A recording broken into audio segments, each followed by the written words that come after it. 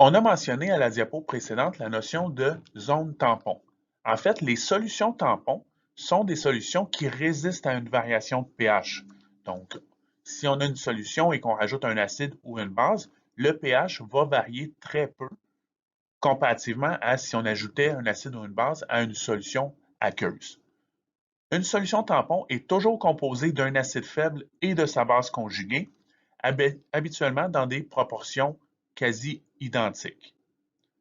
Alors, comme exercice, on va calculer le pH de 50 ml d'une solution tampon composée de acide acétique à 0,1 mol par litre et d'ion acétate de sodium à une concentration aussi de 0,100 mol par litre. Donc, encore une fois, on va identifier nos électrolytes forts et les dissocier. Donc, on a du CH3COOH, l'acide acétique, on a l'acétate de sodium et on a de l'eau dans notre solution tampon. Donc, l'acide acétique est un acide faible, l'acétate de sodium est un électrolyte fort et l'eau est un électrolyte faible. On va donc dissocier les électrolytes forts pour obtenir les composés qui sont apparus à l'écran. On va calculer les concentrations de chacune de ces espèces-là. Donc, on a chacun une concentration de 0,1 mol par litre pour l'acide acétique et l'ion acétate. L'ion Na+, on ne calcule pas sa concentration étant donné que c'est un ion spectateur. On vérifie s'il y a des réactions acide-base possibles. Ici, on n'a pas d'espèces qui proviennent d'un acide ou d'une base forte. Il n'y aura donc pas de réaction acide-base possible. On passe directement à l'étape suivante, qui est d'écrire les équations d'équilibre acido-basique ainsi que les Ka et Kb associés à chacune des espèces. Donc, l'acide acétique peut faire un équilibre acido-basique avec un Ka de 1,8 fois 10-5. Sa base conjuguée, l'ion acétate, peut aussi faire ce genre d'équilibre de dissociation avec un Kb de 5,6 fois 10,10. Et on a l'eau, donc l'équation d'auto-ionisation de l'eau, qu'on écrit tout le temps. L'étape suivante est d'identifier l'équilibre prédominant. Donc, dans ce cas-ci, ça va être l'acide acétique, la première équation, qui a une constante d'équilibre plus élevée.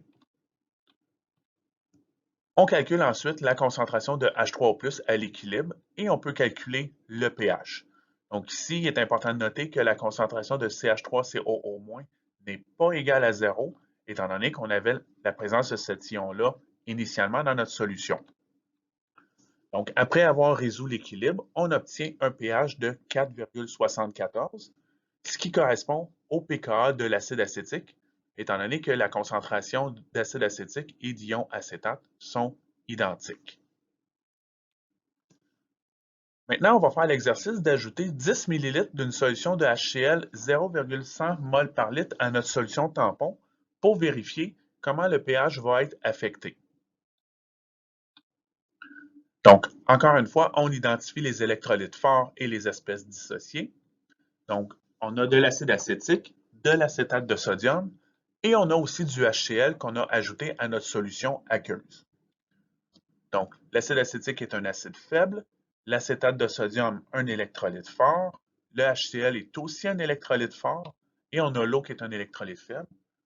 Donc, on dissocie les électrolytes forts, on laisse les électrolytes faibles tels quels et on peut calculer les concentrations de chacune de ces espèces en tenant compte de la modification du volume de notre solution.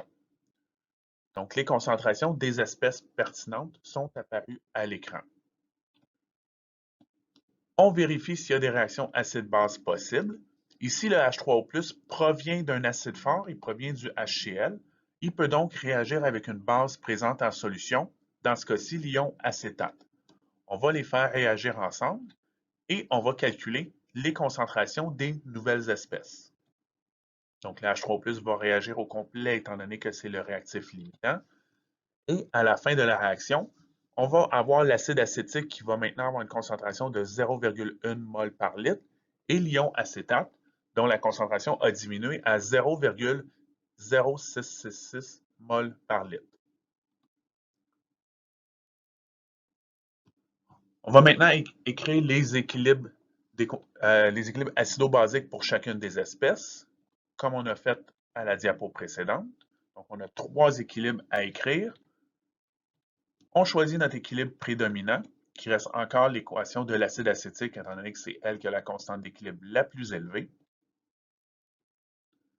On calcule la concentration de H3O+ à l'équilibre et on peut calculer le pH. Donc ici, on obtient, une fois que l'équilibre est résolu, un pH de 4,57. Donc on peut voir que malgré l'ajout d'une grande quantité d'acide, le pH a très peu varié, étant donné que tout l'acide qui a été ajouté à la solution a réagi avec la base conjuguée de l'acide acétique pour avoir un moins grand impact sur le pH de notre solution. Pour les solutions tampons, il y a moyen de prendre un raccourci en utilisant l'équation de Anderson-Hasselbalch. En effet, on considère que les quantités qui vont réagir par rapport aux concentrations initiales des solutions sont souvent négligeables.